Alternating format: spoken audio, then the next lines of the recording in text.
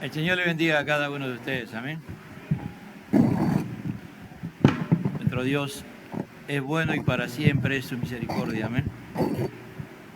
Vamos a buscar en Lucas 24, por favor. Lucas 24.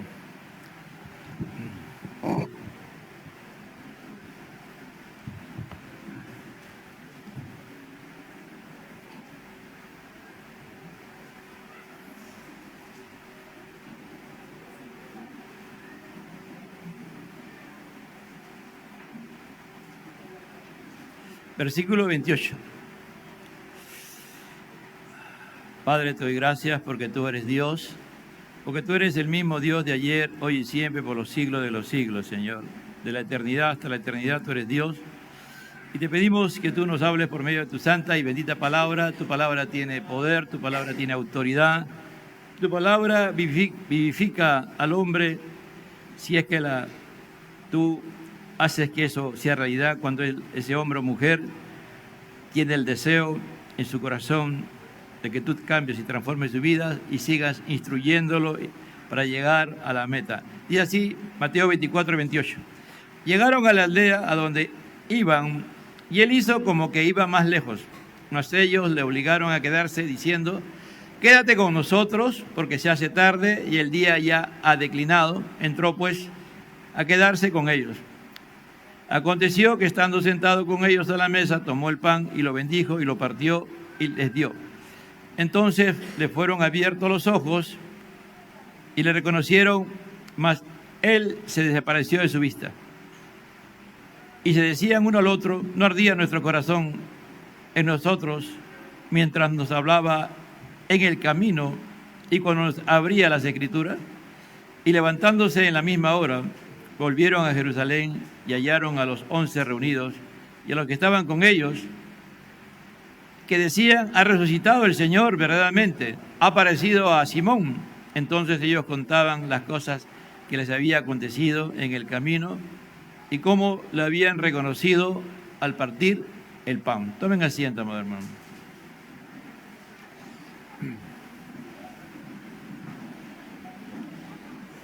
La palabra de Dios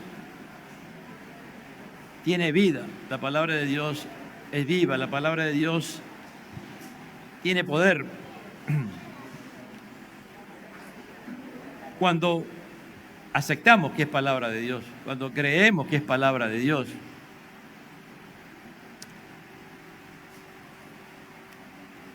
Nosotros recordamos en estos días la muerte y resurrección de Jesucristo, ¿no? Su muerte gloriosa y su resurrección, sin la cual nuestra fe cristiana no tendría el poder que tiene, sin la cual hasta donde ha llegado Dios por medio del Evangelio no lo hubiese hecho. Era muy importante o trascendental de que Jesús muriera en la cruz del Calvario para que se haga efectiva el perdón de nuestros pecados, para que en ese acto expiatorio, en ese acto de sacrificio expiatorio, en la cruz del Calvario, Él logró lo que el Padre, el Hijo y el Espíritu planificaron antes de la fundación del mundo, para que el hombre pudiera volver a Él, a Dios. Nosotros debemos de pedirle a Dios, anhelar realmente tener fuego y pasión en nuestros corazones por las cosas de Dios. Y Dios está dispuesto a dárnoslo, ¿no? Dios no quiere gente religiosa, Dios no quiere gente legalista, Dios quiere personas que lo adoren, ¿no? Personas que lo adoren en espíritu y en verdad. Pero para eso es necesario que nuestro corazón sea transformado por Dios. Si Dios no transforma nuestros corazones, Dios no podemos hacer mucho, prácticamente nada, ¿no? Dice en el 24:13, yo sé que estamos en la era electrónica, ¿no? Y que todo es electrónico, pero les recomiendo en el Señor, amado hermano, que traten de tener su Biblia, ¿no? Física. Hasta ahorita no creo que haya un elemento electrónico que te pueda reemplazar todavía la Biblia física tal como es, ¿no? Una Biblia física, cuando tú tienes una Biblia física tuya de ti, ¿no? Esa es como llega a ser parte de ti, ¿no? No sé. Yo trato, ¿no? Yo trato de estar lo más cerca de la modernidad, pero no veo de verdad, ¿no? Ni en la computadora mismo a veces puede ser, ¿no? Un poquito se acerca, pero una cosa es tener una Biblia virtual, que tú puedas leer en blanco y negro, amado hermano. A veces yo me acerco y veo, y no están leyendo, hermano, no están de verdad. Bueno, al final cada uno va a dar cuenta a Dios por su vida y al final es poco lo que pueda Dios hacer con nosotros porque nuestro corazón no está gobernando y reinando el Señor. Cuando Él reina y gobierna nuestro corazón, anhelamos ser realmente lo que Dios quiere. Estos personajes que aparecen en esta escena son dos discípulos de Jesús, no son apóstoles.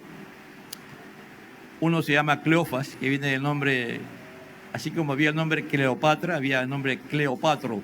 Entonces Cleofas es un diminutivo de Cleopatra, ¿no?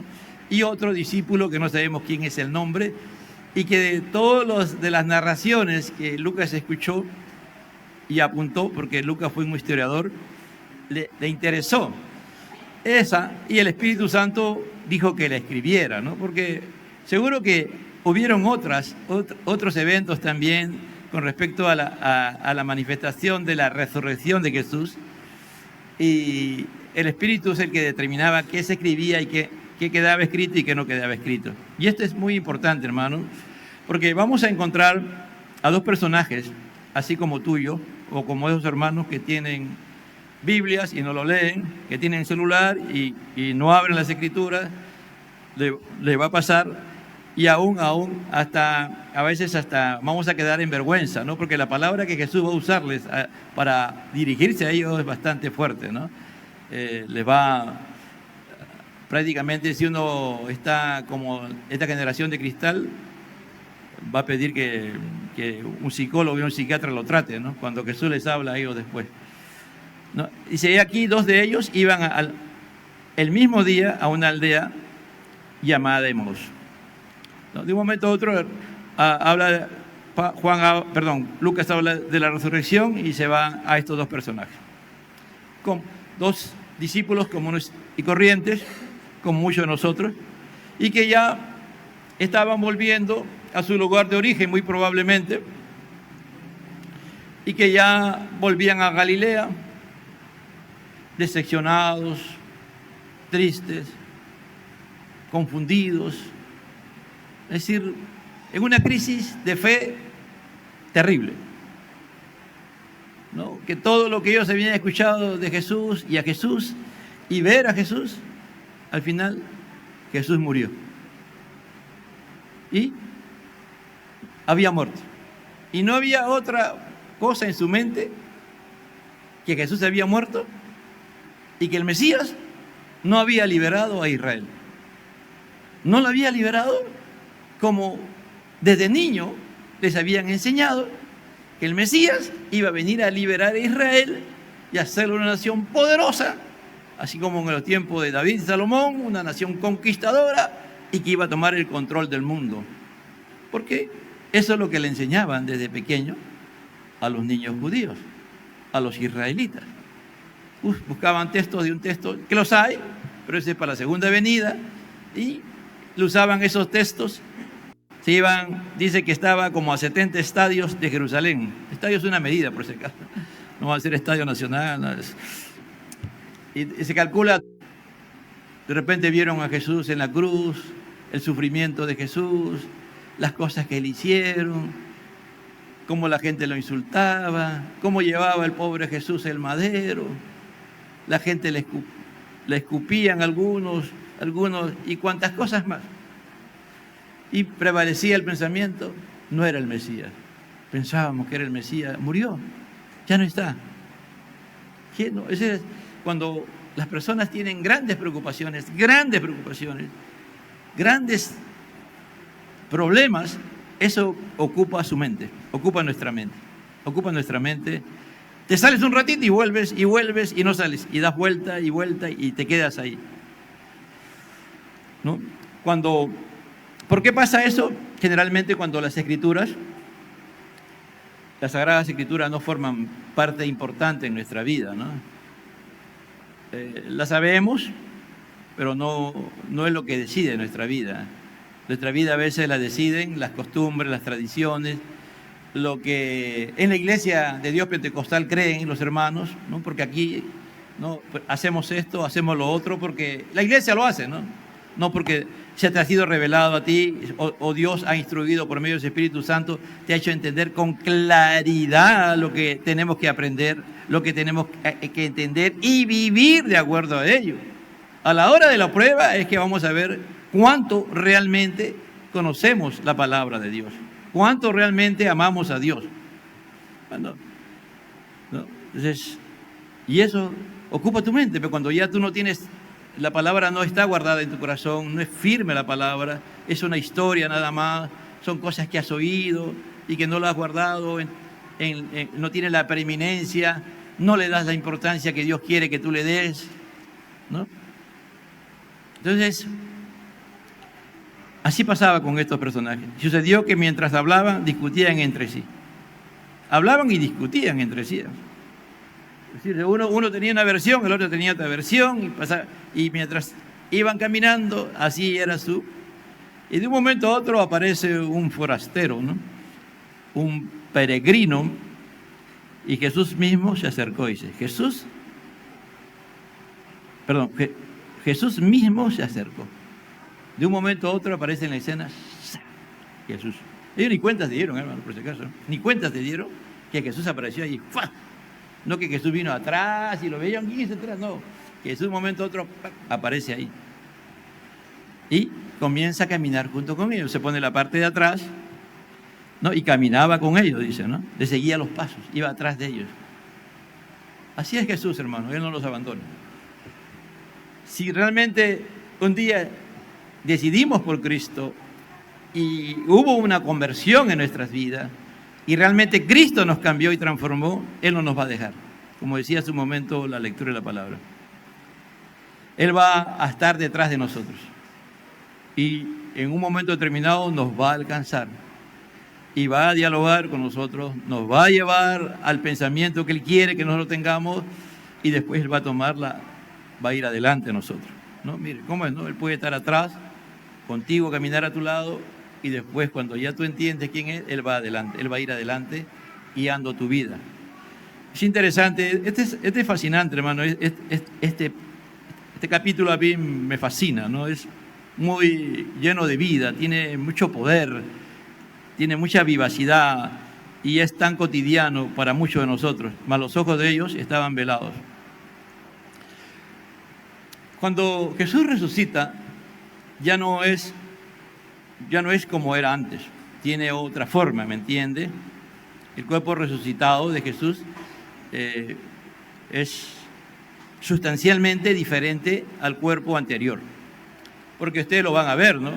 María dice, Raboni, no dice, oye, tú no eres el hortelano, tú no eres el que cuida acá el parque, y después se da cuenta, pero Rabón, dice, maestro, le dice, ¿no?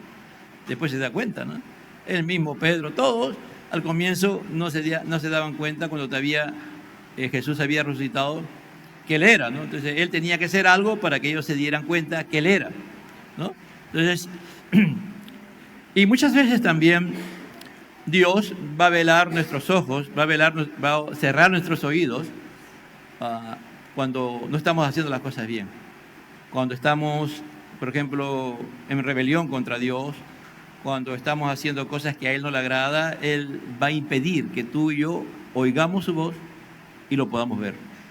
Entonces ahí, y eso es peligroso, ¿no? Porque ahí ya comienza, más adelante va a venir un castigo de parte de Dios, porque así Dios lo hace. Dios no puede, si Él dice que no podemos darle perlas a los cerdos y nosotros estamos casi cerca a los cerdos cuando estamos andando en desorden, entonces Dios no puede permitir que lo que Él es, su palabra, las cosas que Él quiere que tú y yo esté hablando a otras personas, tú lo entiendas, tú lo comprendas o lo puedas ver. Por eso dice, oye, ¿tú no entiendes? Dice, pero tú hablas a una persona, pero no entiende. Y no entiende, pero no entiende, de verdad, no entiende. Así le hable 100 veces, no va a entender, porque el Espíritu de Dios va a impedir que lo haga. Dice, y le digo, ¿qué prácticas son estas que tenéis entre vosotros mientras camináis? ¿Qué palabras son estas que tienen?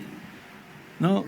Mire, él siempre es, ¿no? Cuando se presenta la mujer samaritana, él pregunta, ¿no? Acá también, ¿no? Él entra, se pone, ya está al lado de ellos.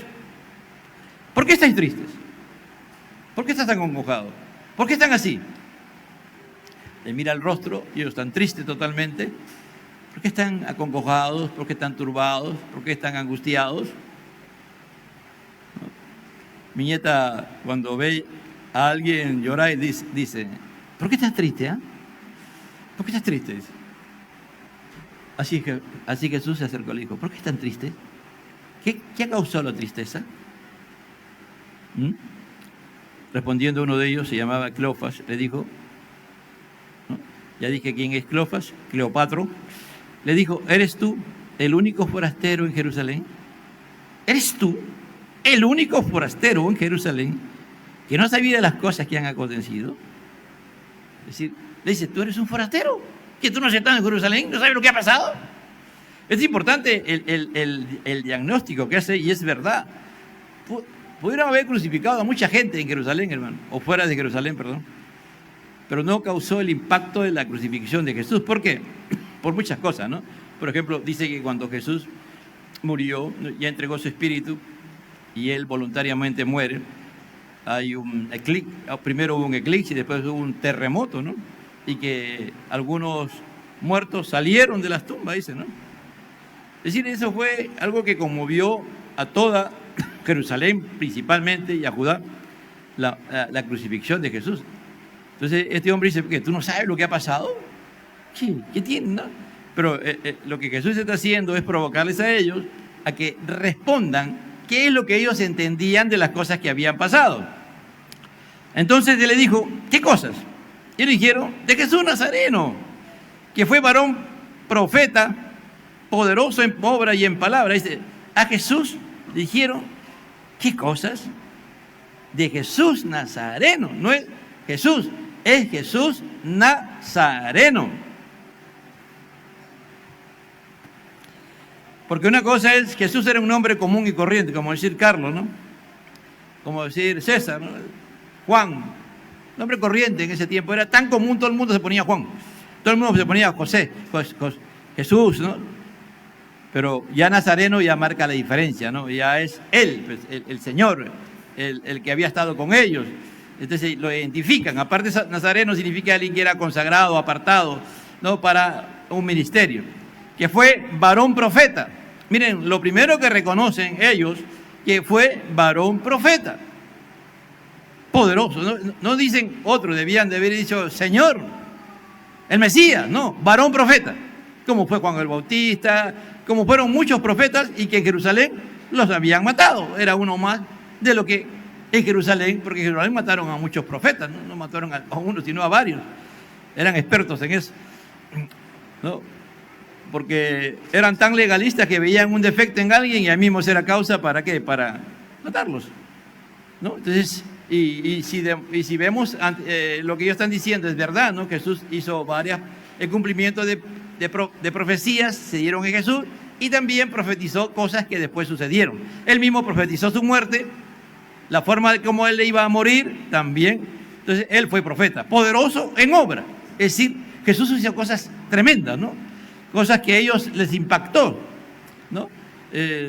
Por ejemplo, convertir 5 panes y 2 peces y alimentar a 3.000 y después a 5.000 personas, caminar sobre las aguas, ordenar a los vientos que cesen y la tormenta no haya, resucitar a un muerto 4 días después, a Lázaro, porque el 4.º día fue y resucitó a Lázaro. Es decir, ¿qué cosa más no hizo Jesús? ¿Qué cosa más no ha hecho Jesús en tu vida? ¿Qué no ha hecho Jesús en tu vida? ¿Algo ha hecho Jesús en tu vida? ¿Por qué estás aquí? ¿Estás porque realmente amas a Dios y no, Él no ha hecho nada por ti, pero lo amas? ¿O porque Él algo ha hecho en tu vida? ¿Qué ha marcado la diferencia en tu vida de que tú estés aquí? Algo tiene que ver Jesús. Una obra ha hecho en tu vida, ¿no es cierto? O muchas obras. Yo escuchaba el día viernes a la hermana Guadalupe decir, el Señor sanó de cáncer a mi esposo al estómago. Creo que dijo, ¿no? Y después, no me acuerdo qué más, pero 2 veces le ha sanado de cáncer a la misma persona. Casi nada ha hecho, ¿no es cierto? No sé qué ha hecho con algunos casi nada ha hecho. Entonces, por eso que a veces cuando tú no has experimentado algo de Dios o no sabes que Dios ha obrado en tu vida, si no estás convertido realmente, para ti, tú le haces un favor viniendo aquí al culto. Oh, qué aburrido, el pastor ya comenzó a hablar ya. Qué aburrido, todo me aburre aquí. No sé, vengo porque tengo que venir, ¿no? Porque si no vengo, de repente me va mal. ¿No? Como el conejito, como la patita del conejo, ¿no? O esas cábalas. No, yo vengo porque tengo que venir al culto los domingos, si no vengo me va a ir mal. Pero si Dios ha obrado en tu vida, algo ha hecho en tu vida, y ya has entendido que a través de Cristo Él ha hecho su obra, sigue pidiéndole a Dios que Él siga obrando en tu vida para que puedas entender su palabra, para que tú te puedas afirmar en la fe y realmente crecer en la fe y cumplir los propósitos por el cual Dios te ha salvado y te ha convertido. Dice, en palabra delante de Dios y también en palabra delante de Dios y de todo el pueblo. Jesús tenía una autoridad poderosa. Cuando hablaba, no ha habido hombre que iguale a Jesús predicando, enseñando, ministrando, hermano. No hay, y no lo va a haber. ¿Me entiende? Él marcaba una diferencia. Él nunca dejó de tener la misma autoridad, el mismo poder, la misma unción cuando predicó. Tú puedes escuchar a Spurgeon, a quien sea, hermano, pero ellos han tenido un momento de su crisis que su poder o la dependencia de Dios ha bajado en ellos. Jesús nunca. Jesús siempre se mantuvo en el mismo nivel. Por eso que Él era poderoso en palabra. Es decir, la palabra llegaba. ¿Te imaginas que una vez fueron unos alguaciles a apresarlo y cuando lo escucharon se quedaron con la boca abierta, se escucharon y se conectaron a la prédica de Jesús y se olvidaron para qué vinieron y después volvieron? Oye, Jesús. Nunca hemos escuchado a alguien que hable con tanto poder y autoridad. Ahí se dieron cuenta que habían ido a buscarlo a Jesús, a apresarlo y se habían regresado sin Jesús. Es decir, tenía un poder inaudito, pero ese poder el Señor nos lo da por medio del Espíritu Santo y la meta es de mantenernos en un nivel que solamente unidos a Jesús podemos hacer, ¿no? ¿Y cómo lo entregaron los principales sacerdotes y nuestros gobernantes? A sentencia de muerte, dice. Mira, aquí también ellos son claros en que quienes mataron a Jesús fueron el Sanedrín, dice. ¿Y cómo lo entregaron los principales sacerdotes y nuestros gobernantes? A sentencia de muerte. Está diciendo, el Sanedrín fue el que determinó la muerte de Jesús. En ese aspecto están muy bien, ¿no? Porque parece que como ellos estaban metidos mucho en la política social, religiosa, como muchos a veces de nosotros nos metemos, entonces tenían un buen concepto cuando analizaban, tenían un buen análisis. En realidad, quien había determinado la muerte de Jesús era el Sanedrín, ¿no? Y le crucificaron. Le crucificaron. Es decir, la muerte más horrible que podía tener un ser humano. Lo hicieron maldito, lo crucificaron en un madero. Solamente eran crucificados los malditos. ¿Y por qué causa?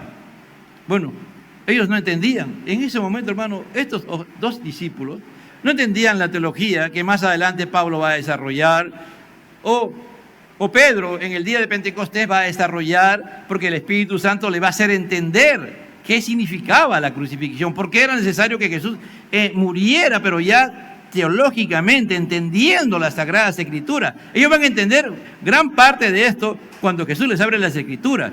Pero esto, amado hermano, de aprender, de entender la palabra de Dios, hay que estar permanentemente siendo parte de una iglesia, siendo parte permanente de una comunión con Dios todos los días, amado hermano.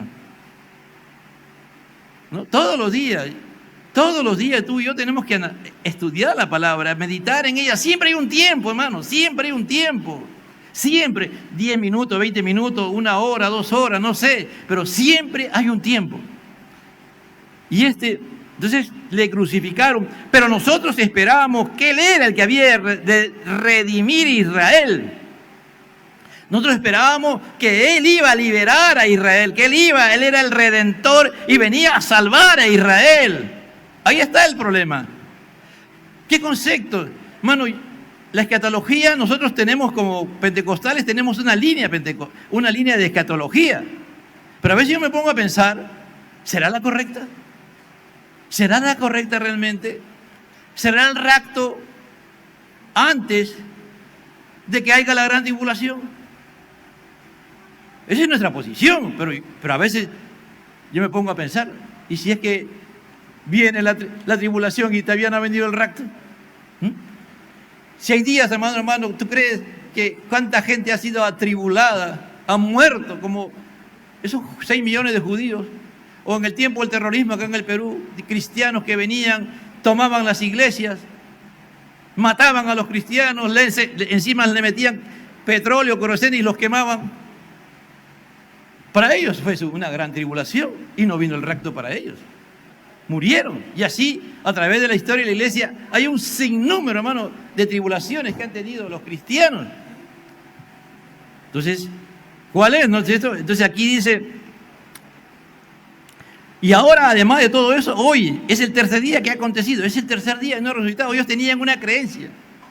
Ellos, por ejemplo, los judíos, querían que solamente se podía resucitar a las personas hasta el tercer día. Después del tercer día, ya no. Por eso que Jesús Jesús así, voluntariamente dijo, no, todavía no, Lázaro está mal, no, tranquilo, eso es para la gloria de Dios, tranquilo, ya voy a ir. ¿Cuándo llegó Jesús? Jesús llegó el cuarto día y le demostró a ellos que sí se podía resucitar el cuarto día porque Dios es el que da la vida y quita la vida, amén. Entonces eso es un concepto. Por eso es importante, hermano, si tú y yo no reflexionamos en la palabra, si no leemos la palabra y no meditamos en ella, vamos a aceptar a veces hasta herejías. Ese es el gran problema, no, porque el pastor lo dijo. No, hermano, ¿qué dice la palabra? Lo que el pastor dice tiene que estar basado en la palabra de Dios. Y ese es el problema. Nosotros tenemos esta mente que Dios nos ha creado, este cerebro, todo este sistema, todo esto que es tan glorioso. Porque el hombre, la mayor gloria de la creación de Dios es el ser humano. Esto Dios nos ha dado para pensar, para meditar, para meternos en las cosas de Dios. Si nosotros pusiéramos a funcionar el 20, el 30, el 40% de nuestra mente, hermano, esto explotaría, ¿me entiendes? Pero somos vagos, nos están haciendo vagos. Esta cosa nos hace vagos, nos hace inútiles, ¿me entiendes? Porque esto está pensado, esto es hecho por hombres. Y tú no vas a llegar nunca a lo máximo, vas a llegar hasta ahí. Si te metes en esto, hasta el máximo nivel que ellos han llegado. Eso es lo máximo que tú puedes llegar. Si tú te agarras y lo usas nada más como algo que es importante, pero no trascendente a tu vida, tú puedes hasta crear programas superiores a los que están aquí, ¿me entiendes? Puedes hacerlo. Porque tú y yo tenemos la semejanza de Dios. Y como no hallaron su cuerpo, vinieron diciendo que también habían visto en visión de ángeles quienes dijeron que Él vive. Y fueron algunos al sepulcro y hallaron así como las mujeres que habían dicho, pero Él no lo vieron. Mire, ellos escucharon que unas hermanas, los ángeles han dicho que ha resucitado. Las mujeres dijeron, ha resucitado. Pedro también dice que ha resucitado. Pero es igual, su mente estaba, ¿qué cosa? Tapada. Se llama la palabra, su mente estaba, voy a decir algo que para nosotros como peruanos es insulto, pero estaban en una estupidez, porque es decir, la estupidez es cuando tú ya no puedes respirar porque está tupida toda tu nariz, ¿no? No puedes, hasta las orejas, hasta acá llega, entonces tú ya no puedes ni respirar, tienes la nariz tupida, en otra palabra, estás estúpido. Es decir, ese se llama la palabra estúpido. Entonces, su mente estaba estúpida. No entraba a ellos. No concebían que Jesús podía resucitar. Que lo que Él había dicho era realidad. No lo creían. Como muchos de nosotros, nos va a pasar que no creemos muchas cosas de la palabra de Dios hasta que tenemos un problema en nuestra vida, cuando algo nos pase y recurrimos a Dios y le pedimos a Dios y Él en su misericordia viene y hace ese milagro, aleluya. La primera vez que mi esposa la operaron en el Hospital Obrero, ella vino de Quilcate y tuvo allá anteriormente la habían operado la habían extirpado, ¿no? Una esterectomía total. Entonces el cuerpo queda un vacío en el cuerpo y el cuerpo lo va a llenar, hermano. Es increíble, el cuerpo humano, a las mujeres si le sacan algo del cuerpo a ti, el cuerpo humano lo va a querer llenar y se forma como una estela de araña, se llaman adherencias. Entonces ya no sabía que tenía esa adherencia y cuando regresó, como estuvo montada en caballo allá, le dio un cólico terrible, en el tiempo del terrorismo, hermano. La primera vez tuvimos que esperarse a las 5 de la mañana para llevarla al hospital. No, primero fuimos en la noche y nos regresaron y le pusieron unos calmantes y ya pasaron, hermano. No, toda la noche se pasó, duró como 2 horas el calmante y después comenzó nuevamente a las 5 de la mañana, como el pastor Juan Echevarría, que vivía en nuestra casa en ese tiempo, teníamos un jeep y lo llevamos al hospital, hermano, obrero. Hicieron análisis, la dejaron ahí. Eso de las 2 de la tarde, entró un médico y ya le dijo, ¿quién apaga la luz? ¿Quién está apagando la luz? Y el médico, esta mujer se está muriendo, opérenla, dijo. Ordenó. Un médico que entró de casualidad, hermano, no fue el médico, no era de esa emergencia, entró ahí y dijo, esa mujer se está muriendo, métela, opérenla. Era un jefe. Y la operaron. Y ella realmente, hermano, en el quirófano ella murió.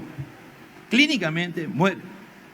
Por ahí, pues, hermano, en un quirófano tienen aparatos, ¿no? Para corazones, todo artificial. Y eso lo pusieron. Y ella soportó después de que ya terminaron de operarla. Cuando fue ya a la consulta con el médico, le dijo, tú no sabes, le dijo el médico, que te hemos traído de allá, te hemos traído a ti de acá, tú estás viva porque te hemos traído de allá. Así el médico, ¿no? Ese es Dios, hermano. Tú le puedes decir algo distinto a mi esposa de que Dios no tiene poder para actuar en eso. A veces vamos a tener que pasar ese tipo de experiencia cuando somos cabezas duras, cuando somos necios, cuando somos tercos, cuando somos rebeldes y somos hijos de Dios.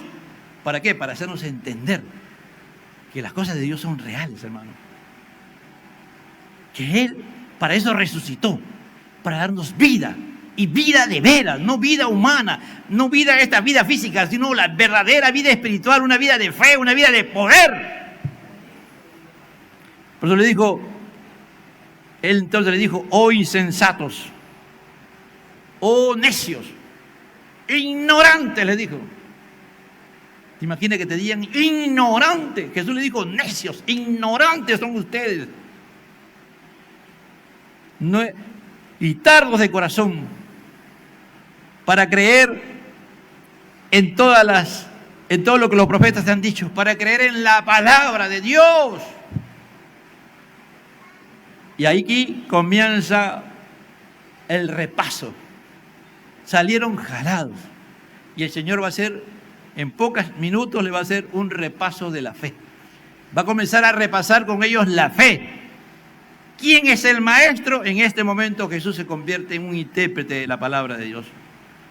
Y comenzando de Moisés y siguiendo por todos los profetas, le declaraba todas las escrituras lo que de él decían. Comenzó a hablar desde Génesis, a hablar de él, del Mesías. Hablar de que era necesario que él se humanara, que era necesario que él fuera semejante a los hombres, que él hiciera todo eso y también que él muriera, que él resucitara. Todas esas cosas comenzó a hablarles, amado hermano, Jesús, usando al profeta de Pentateuco, los 5 primeros libros de la palabra de Dios y también los profetas, los salmos, por ejemplo. Y todas las cosas que decían, no le voy a ir, no hay tiempo. Y llegaron a la aldea donde él iba, él hizo que se iba como más lejos. Ya, hermano, de un momento a otro ellos cambian de actitud y ya la distancia se hace corta. Así es, cuando tú te has metido en algo que es tan importante, de un momento cuando te das cuenta, uy, ¿ya llegamos? Oh, ya. Oh, no, todavía no. Y llegaron a la aldea como a donde iban. Llegaron a Emaús. Y él hizo como que iba más lejos. Entonces él hizo que él iba a ir más lejos. Mas ellos le obligaron a quedarse. Es decir, ya, quédate, Señor. ¿Cuántos quieren que el Señor se quede, amado hermano? ¿Cuántos quieren? ¿Cuándo sé si a ti te pasa? Cuando algo está pasando, cuando tú estás orando, cuando estás estudiando la Biblia, estás leyendo y encuentras algo tan importante ya no te quieres levantar, ya, ahí estás, si estás de rodillas, si estás sentado, no sé cómo estás, ahí te quedas, no te quieres. Y alguien viene, ya no quieres, no, para ti eso es lo más importante. Eso es lo que Dios quiere, hermano. Cuando tú y yo nos conectemos con Él, que tú y yo tengamos comunión con Él, que nada más tenga más importancia en tu vida que hacer lo que Dios quiere que tú hagas. Porque ahí está tu deleite, ahí está tu gozo, ahí está tu paz, ahí está tu alegría, ahí está tu todo, ahí está Cristo en ti, ¿me entiendes? Y estás delante de Él.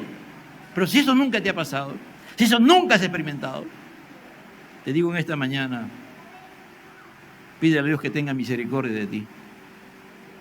Pídele a Dios que te confirme si eres salvo o no eres salvo. Porque si nunca has experimentado eso, nunca en tu vida has tenido ese deseo de querer más de Dios. A veces cantamos, ¿no? Pero cantamos nada más, pero yo quiero más y más de Cristo. Y después terminamos y nos vamos ¿a dónde? A lo que queremos más de real. A lo que realmente queremos más. Si queremos dormir, más dormimos, ¿me entiendes? Si queremos jugar, más jugamos. Pero la canción que cantaste se olvidó. Porque los cantos son cantos. Hay una gran diferencia entre cantar y alabar. Muchas veces cantamos aquí nada más. A veces con la justa alabamos. Y algunas veces adoramos. Entonces dice, mas ellos le obligaron a quedarse diciendo, quédate con nosotros. Quédate para siempre, porque se hace tarde. Ya viene la noche. Ya viene, hermano, joven, adolescente. No esperes que venga la noche. Cuando ya no tengas las fuerzas, ya no tengas nada en ti por sí mismo para buscar de Dios o buscar a Dios. No esperes que venga. No esperes estar en un estado que ni siquiera puedas leer la Biblia, que ni siquiera puedas oír la palabra de Dios.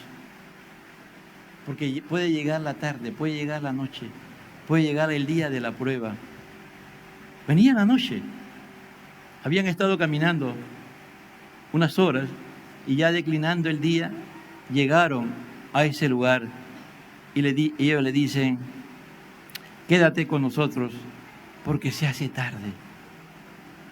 ¿Cuántos anhelan y desean que cuando algunos hermanos ya nos está haciendo un poco tarde ya, ¿no? Algunos hasta tienen algún diagnóstico de enfermedad, ya se nos está haciendo tarde, pero hay una diferencia, ¿no? Que estamos en Cristo. Porque sabemos que un día vamos a partir de esta tierra. O Cristo ya viene, ¿me entiende? Ahí recién no voy a buscar de Dios, ya es demasiado tarde, hermano. ¿De qué te va a valer, hermano, los millones que tengas? Esos nunca te van a dar nada, hermano. El que te da todo es Cristo. Tu sabiduría, tu inteligencia, tu astucia, tu viveza, ¿no? Lo peruano que eres, que a ti nadie te pasea. Eso de nada te va a servir, hermano, de nada. Lo que te va a servir es, Cristo está contigo. El Cristo que resucitó está contigo. El Cristo que te ha dado la vida. El Cristo que ha hecho posible que cuando Él resucita, que todas las promesas que Dios tiene cuando da la salvación se ejecutan en nosotros, porque para eso resucitó Cristo. Para que ser justificado por la fe. Para que tú nacieras de nuevo. Para que tengas naturaleza divina. Para que seas santificado. Para que tengas a Cristo como sumo sacerdote. Para tener todo lo que el Señor dice que tengamos en su nombre. Por eso resucitó Cristo. Cristo murió para perdonar nuestros pecados, pero la resurrección es para darnos todos los dones. Por eso dice que Él llevó cautivo a la cautividad y dio dones a los hombres. Por eso primero tuvo que descender hasta la muerte y morir por nosotros los pecadores, pero cuando Él terminó su proyecto, Él agarró el botín de la muerte y salió en victoria. Y dijo a toda la creación y a todo, he vencido, la muerte ya no tiene poder. Ahora yo tengo vida y le doy vida y vida abundante a todos ustedes. Aleluya. Y por eso ellos, hermanos, ellos estaban experimentando el resultado de la resurrección de Jesús. Era distinto. Cómo ellos se podían entender todo lo que Jesús le había enseñado. Era totalmente distinto. Por eso decía, quédate, quédate.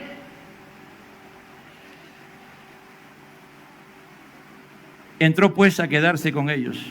Y aconteció que estando sentados ellos a la mesa, estos minutos fueron gloriosos. Tomó el pan y lo bendijo y lo partió y les dio. Es decir, Jesús con ellos había comido un sinnúmero de veces.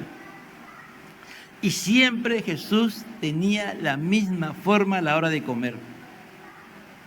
Era la misma forma. Aquí no estoy hablando de la comunión, de la Santa Cena, no. Era una comida normal, natural, que se daba todos los días y Jesús. Muchas veces nosotros oramos, Padre, te damos gracias, pam, pum, pam, ya está, se acabó. Bendecimos, no, primero, amén, a comer. Eso no debe ser una oración, hermano. Algunos lo hacen. Una vez escuché, Señor, te digo lo mismo que te dije ayer, pero ayer te dije lo que dije ayer, así que hace 10 días te dije algo y te lo digo hoy día, ¿no? ¿Qué le pasa a este hermano? Yo, así, ya. Esa fue una irreverencia. Así, hermano, de verdad, yo una vez escuché decir, lo mismo que te dije ayer te lo digo hoy, Padre, bendice. Amén. No, hermano.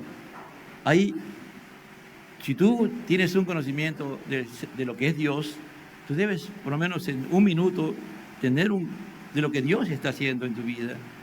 Tú eres Dios misericordioso, todopoderoso. Gracias por la vida, ¿no? Gracias por la salud. Gracias porque te puedo orar, no sé, hermano, de qué manera. Pero no es así, hacerlo por hacerlo, no. Es mucha reverencia, es mucho respeto, hermano. Tú estás comiendo y para que tú y yo comamos, alguien tuvo que pagar eso. Primero Dios, que te ha dado la vida y todos los dones y talentos para que tú consigas ese pan. Si eres el padre o el hijo, agradece a tus padres que te dan de comer y agradece a Dios. Y si eres el que provee, dale gracias a Dios. Pero también comienza a mirar a los miles de personas que intervienen para que tú puedas comer. Jesús tenía una forma. Esa forma, cuando Él terminó de orar, se abrieron los ojos. Entonces le fueron abiertos los ojos y lo reconocieron, mas Él desapareció. Ahí recién se dieron cuenta que era Jesús. Ahí se dieron cuenta, pero Jesús terminó su jornada. Se fue. Hay momentos, hermano, que pareciera que Jesús no está con nosotros, pero Él está con nosotros. Hay momentos que tú no vas a experimentar, es que yo quiero sentir a Dios. No, Él está contigo. Así no lo sientas. Así estés pasando el momento maduro de tu vida, Él está ahí contigo. O estás siendo muy bendecido, de mucha bendición. Estás recibiendo lo que nunca pensaste que podías recibir. Él está contigo ahí. No ves, no lo sientes, pero Él está ahí. Él está ahí. Él nunca nos deja. Amén. Para eso resucitó, para estar con nosotros. He aquí, yo estoy con vosotros todos los días, dice, hasta el fin del... ¿Cuál es? Cuando tú y yo cumplimos su mandato de la gran comisión. Y se decían uno al otro, no ardía nuestro corazón en nosotros mientras nos hablaba en el camino y cuando nos abría las escrituras. Miren, cuando Él nos enseñaba, cuando Él nos hacía entender, nuestro corazón comenzó a tener fuego. Nuestro corazón comenzó a encenderse. Ese corazón que estaba tapado, que estaba necio, que estaba rebelde, de un momento a otro fue abierto y comenzó a experimentar ese fuego, ese amor, entender lo que Jesús les enseñaba. Así era, tenía que sufrir. Isaías 53, todo eso, sí, todo eso. Y Él era... Y esto, y lo otro, y lo otro, y lo otro, y su corazón ardía más. Lo abandonaron, el Padre lo abandonó, tenía que abandonarlo el Padre. Y su corazón ardía más, y más, y más. Y levantándose esa misma hora, volvieron a Jerusalén. Bueno, a ellos no les importó que era de noche. Salieron disparados. Llegaron no sé en cuántos minutos y hallaron a los 11 reunidos y a los que estaban con ellos. Y que decía, ha resucitado el Señor, verdaderamente ha resucitado y ha aparecido a Simón, ha resucitado, Él está vivo, Él la ha levantado de los muertos y al primero que se ha presentado es a Simón. ¿Por qué dice Simón?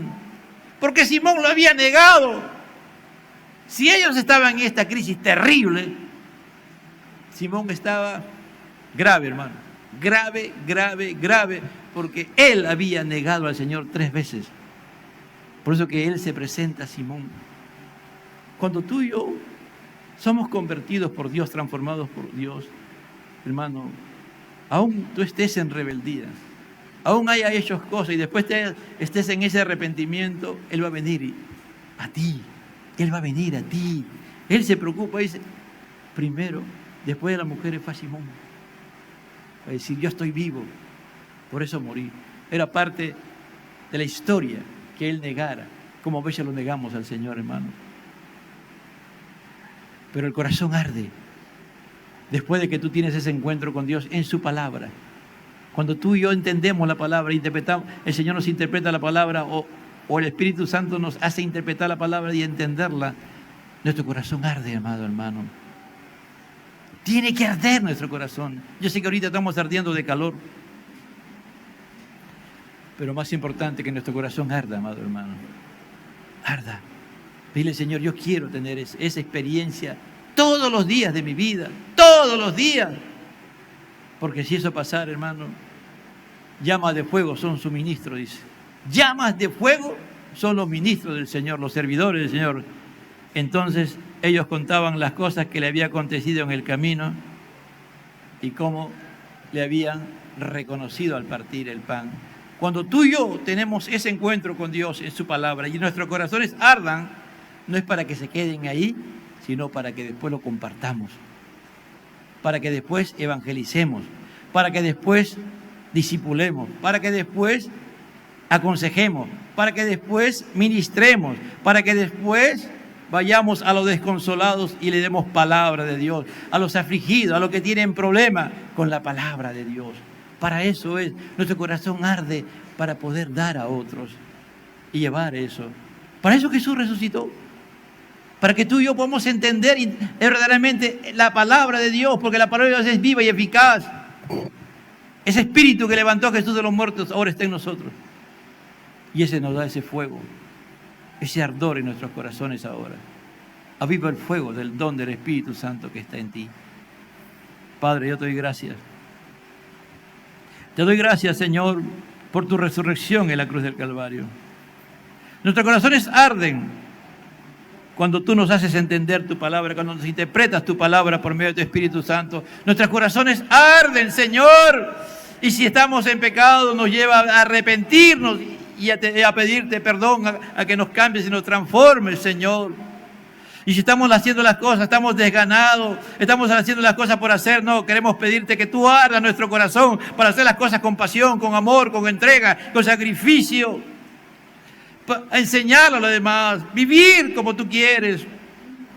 Ellos lo que hicieron después de que ellos entendieron, lo primero que hicieron, volvieron a Jerusalén, a alentar a los que estaban desalentados, a decirle que Jesús había resucitado y que había tenido un encuentro con ellos. Pero se encontró con otros que también habían tenido la misma experiencia.